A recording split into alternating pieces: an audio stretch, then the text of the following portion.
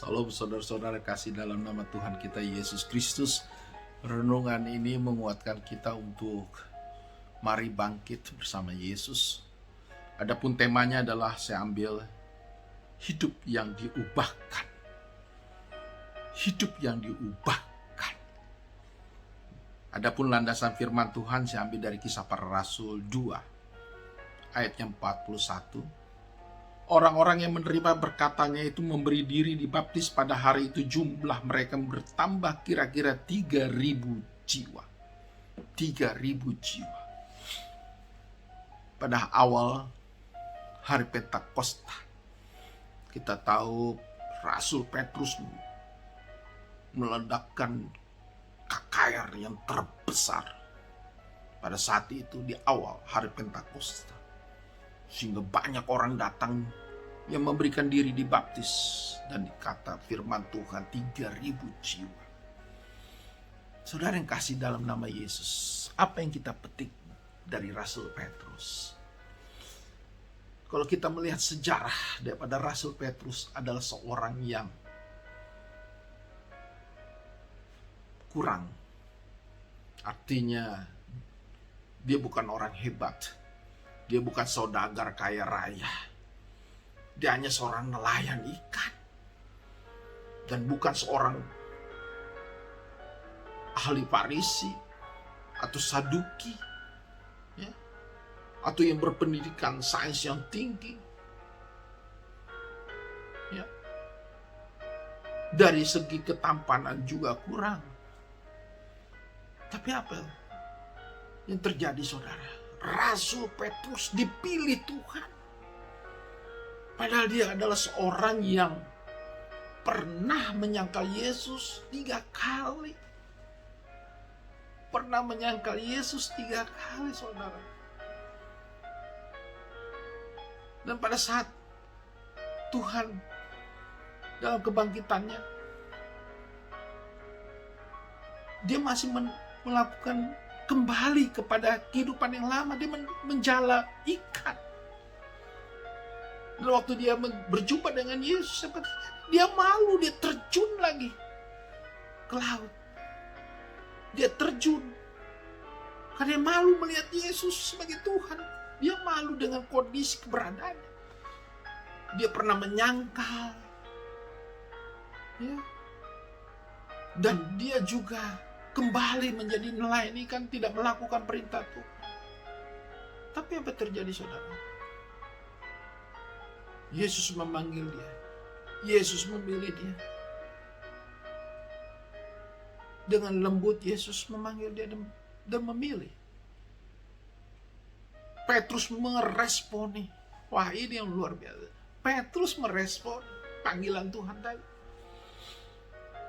Sehingga dia menjadi seorang pemimpin yang luar biasa pada saat itu sebelum Paulus, ya. Dia jadi seorang pemimpin, saudara. Dari seorang nelayan, bukan seorang saudagar yang pernah menyangkal. Tapi apa yang terjadi? Dia meresponi panggilan Tuhan. Dan dia sebelum hari Pentakosta, dia bersama saudara-saudaranya, bersama murid-murid yang lain. Mereka berdoa selama 10 hari di loteng. Dan saudara, apa terjadi? Turunlah Pentakosta yang luar biasa. Dan apa terjadi?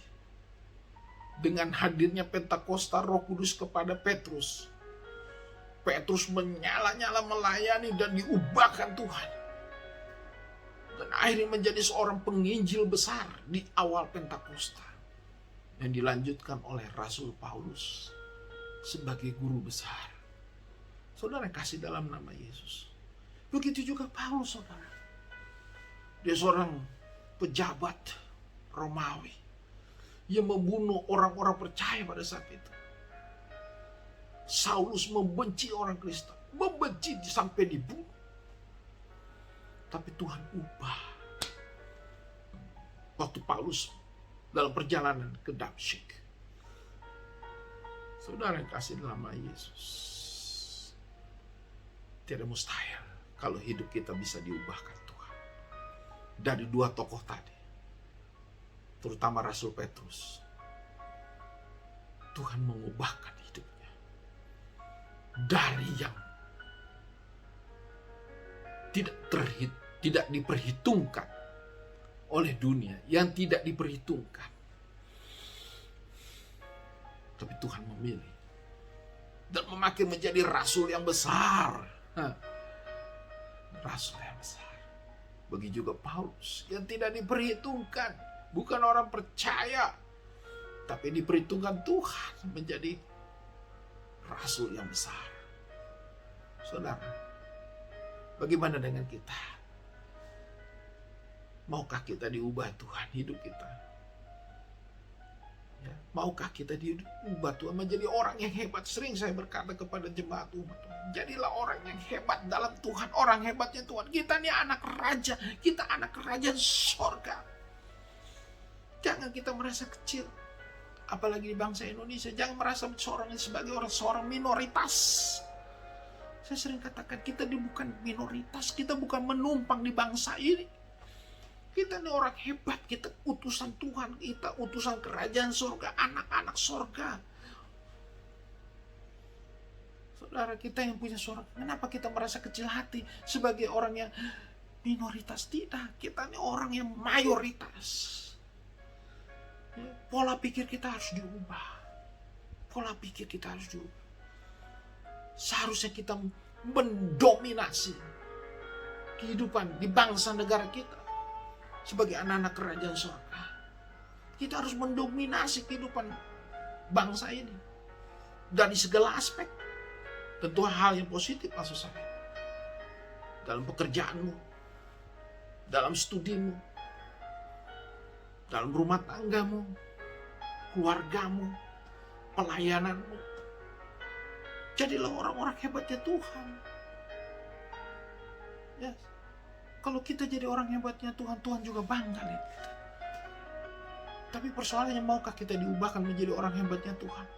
Jangan kita merasa kecil. Seperti Petrus yang tidak diperhitungkan, seperti Paulus. Tuhan mau pakai. Tidak mustahil, Tuhan bisa ubahkan kita menjadi orang besarnya Tuhan. Kita anak-anak raja. Seharusnya kita menjadi orang besar di bangsa ini. Ya. Kita harus punya kemampuan, skill dalam pekerjaan kita, dalam studi kita, punya prestasi dalam pelayanan kita, punya kuasa.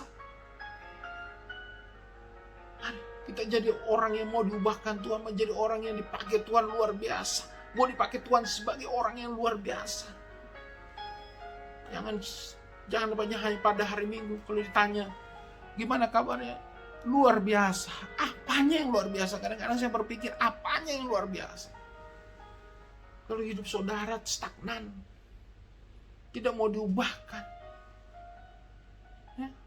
Jangan katakan munafik, seperti orang munafik. Ditanya orang, bagaimana kabarnya? Luar biasa. Apanya yang luar biasa? Kadang-kadang saya protes. Jangan katakan luar biasa kalau hidup saudara belum luar biasa. Jadilah orang yang luar biasa di bangsa negara kita, di gereja kita, di pelayanan kita, di keluarga kita, rumah tangga kita. Yang punya prestasi tentunya.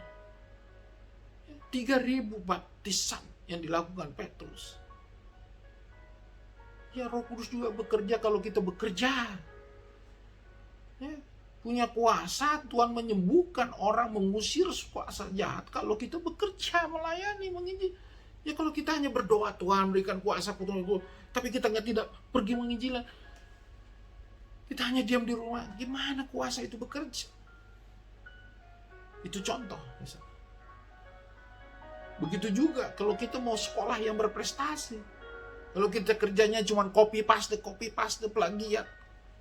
Gimana Roh Kudus bekerja untuk memberikan kemampuan, mujizat, hikmat. Jadilah anak-anak Tuhan dalam studimu orang-orang yang pandai, berprestasi. Ya. Itu juga dalam pekerjaan. Mari kita berprestasi dalam pekerjaan. Saudara, saya pun mengalami hal yang sama. Waktu dulu saya juga bekerja. Waktu saya masih kerja di sekuler, saya juga harus punya prestasi, saudara. Di bangsa ini saya udah punya prestasi. Harus kita tunjukkan prestasi kita, siapa kita, anak Tuhan. Itu kita sudah tunjukkan. Saya sudah tunjukkan waktu saya masih bekerja di dunia. Begitu juga waktu saya sekolah. Waktu saya kuliah juga saya tunjukkan prestasi saya di hadapan rektor. Mempunyai nilai yang baik dan mampu melakukan tugas-tugas kampus. Punya prestasi. Begitu juga dalam pelayanan, saudara. Kita harus punya prestasi. Saudara yang kasih dalam nama Yesus, mari hidup kita diubahkan seperti Petrus. 3.000 jiwa yang orangnya seperti itu, tapi Tuhan pakai jadi 3.000. Kalau kita mau datang kepada Tuhan, mau diubahkan, Tuhan mau berikan kemampuan yang luar biasa. Seperti Rasul Paulus, diubahkan Tuhan dan dipakai menjadi luar biasa. Saudara yang kasih dalam nama Yesus, mari hidup kita diubahkan Tuhan. Saya berharap sebagai hamba Tuhan, mari kita sama-sama membangun bangsa negara ini, gereja kita, rumah tangga kita, keluarga kita, masa depan kita, dengan hidup yang diubahkan. Jangan merasa engkau minoritas, jangan merasa dirimu kecil. Kita anak Tuhan, kita anak kerajaan surga. Gimana kita bekerja dengan kekuatan surgawi. Saya ingin bangsa ini dan gereja kita di Indonesia ini menjadi besar. Kita bukan minoritas, saudara. Kita bukan minoritas. Mari kita jadi orang-orang hebatnya Tuhan. Tuhan Yesus memberkati kita.